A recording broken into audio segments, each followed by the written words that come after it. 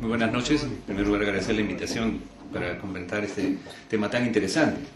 Les contaré que la participación de los médicos intensivistas en este tópico de influenza se originó desde el año 2006, cuando el doctor Jorge Gómez y la Oficina General de Epidemiología empezó a ver que el H5N1 tenía más o menos alrededor del 50-55% de mortalidad y que terminaban en las UCIs. De tal manera que ese documento que sale más o menos en noviembre de 2006 tuvo la participación de la sociedad, donde se dan algunos aportes debido a que un porcentaje importante de H5N1 pues desarrollaba severa insuficiencia respiratoria.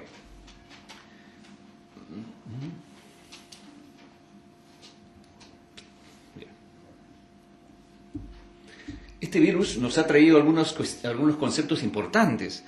Pensamos que quisiera yo llamar la atención de que es muy fácil, a veces nosotros los médicos, el Ministerio de Salud no hace nada, y yo quiero resarcir la función que ha cumplido todos estos años el Ministerio de Salud. Yo trabajo en Seguridad Social y hemos pedido valorar el trabajo sobre epidemiología que se hace sobre este tema, y realmente es muy importante el trabajo que se ha venido haciendo. Yo quiero felicitar a MINSA y al nuevo nuestro sistema de salud a pesar de las deficiencias. Y lo más importante es que se ha venido trabajando sobre notificación de casos, síndrome gripal, y es muy probable que muchos de los clínicos que atienden en consulta, incluidos de entre ellos nosotros los intensivistas, no manejamos estas definiciones porque son operativas indudablemente, pero son muy importantes conocerlas, y es importante transmitir al resto de la población médica, a nuestros otros profesionales de la salud, estas definiciones, porque nos van a permitir un manejo más racional de recursos incluidos. De tal manera que siempre me pregunté cómo es posible que siendo más del 80% de la consulta médica ambulatoria, la influenza, infecciones respiratorias altas, ¿por qué casi todas las infecciones que llegan a emergencia son neumonías bacterianas? Y no solicitamos las pruebas de evaluación y de investigación de virus. Es muy probable que estemos sesgados en ese sentido, de tal manera que es muy probable que esto, una de las lecciones que estamos teniendo nosotros, que manejamos pacientes graves, que para nosotros usualmente todo es bacteria,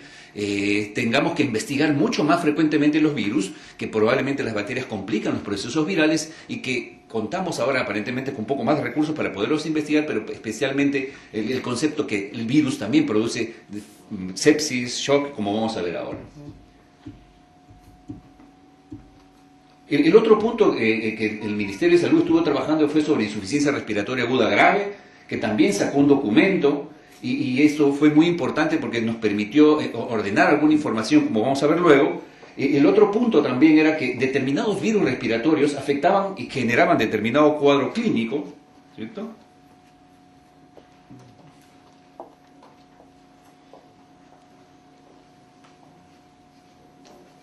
Vean ustedes cómo el virus de influenza, el rinovirus, produce más resfríos, ¿no es cierto? El CRUP lo produce más el parainfluenza, bronquiolitis, vean ustedes como el virus sincicial respiratorio, y neumonía en niños, virus sincicial respiratorio, y en adultos el virus de influenza A. De tal manera que esta distribución fisiopatológica del punto de vista de qué cuadros clínicos predominan sobre los virus también es un dato muy importante que tenemos que revisar, por cuanto muchas veces manejamos y hay un uso inadecuado de antibióticos en nuestro país que genera resistencia, porque los procesos virales son la agente causal más importante. Los documentos que ya se han mencionado, indudablemente que pocas veces los hemos leído, y es muy importante, llamo a la reflexión, a que leamos estos documentos, no solamente leamos este título, y promovamos que en cada una de las sociedades, en cada una de las especialidades se revisen este tema, porque es muy importante, sobre este plan de preparación que ya existe desde 2005, estos dos documentos. Muchos de los médicos que ahora están manejando este tema probablemente no lo han revisado con acuciosidad, y va a ser muy importante revisar toda esta literatura, que indudablemente va a permitirnos prevenir el ingreso de pacientes a cuidados intensivos. La idea no es tener más pacientes en cuidado intensivo, sino prevenir el ingreso de los mismos. Ya se mencionó esto también, acerca de la transmisión. Quizás una de las cosas importantes es que es un periodo de incubación de 1 a 4 días, y un día previo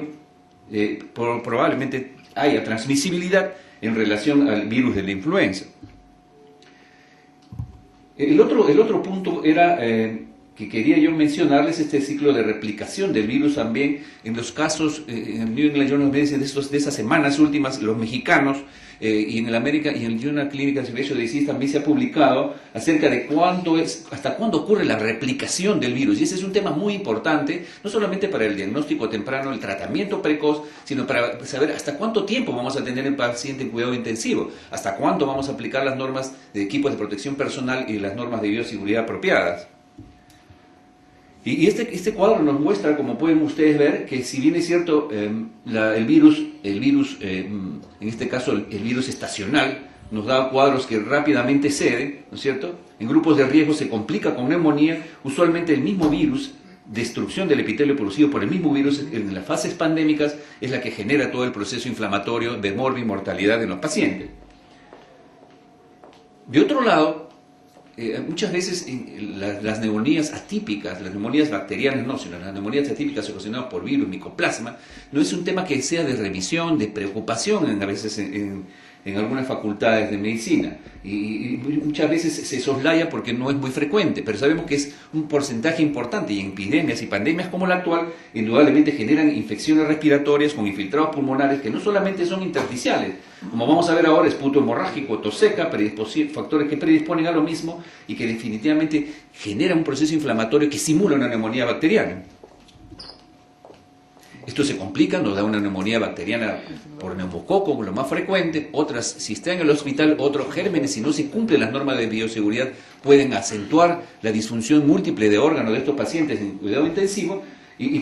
muchas veces generar complicaciones ya relacionadas a la ventilación mecánica, a la pseudoanalgesia, definitivamente. En este periodo de pandemia, inclusive, pacientes que han ingresado con tos, fiebre y han hecho compromisos neurológicos, se les ha hecho el estudio, no hemos tenido ningún paciente con cuadro neurológico de los que hemos tenido en la UCI, pero sí definitivamente es un periodo de vigilancia en el cual tenemos que estar muy atentos de las formas de presentación de los procesos gripales, de influenza, que van a presentarse en forma muchas veces con manifestaciones inusuales y que en este episodio es muy importante hacer el análisis y estudiar y pedir los cultivos correspondientes y los estudios inmunológicos correspondientes. Este tema de las infecciones respiratorias agudas graves me pareció que era tremendamente importante porque la OGE, la Oficina General de Epidemiología y la OPS insistía en que deberíamos estar vigilantes a la aparición de enfermedades similares a la influenza, infecciones respiratorias graves que daban congestión nasal, conjuntivitis, cefalea, diarrea, alteración de conciencia, que eran procesos virales, es cierto, pero que existían otras condiciones que también la simulaban, enfermedad que es similar a la influenza, infecciones y muchas veces iban a la cura y otras producían defunciones, pero vean ustedes todos los microorganismos que podrían estar alrededor de estos síndromes, de hantavirus, coronavirus, influenza, virus del dengue, neumococo, de tal manera que era un tema que no solamente estaba relacionado a las infecciones virales y que nos abre la amplia gama de microorganismos que pueden simular estas manifestaciones y que debemos estar atentos y reportar y solicitar cultivos, solicitar anticuerpos cuando sospechamos el proceso viral puede estar afectando a nuestro paciente.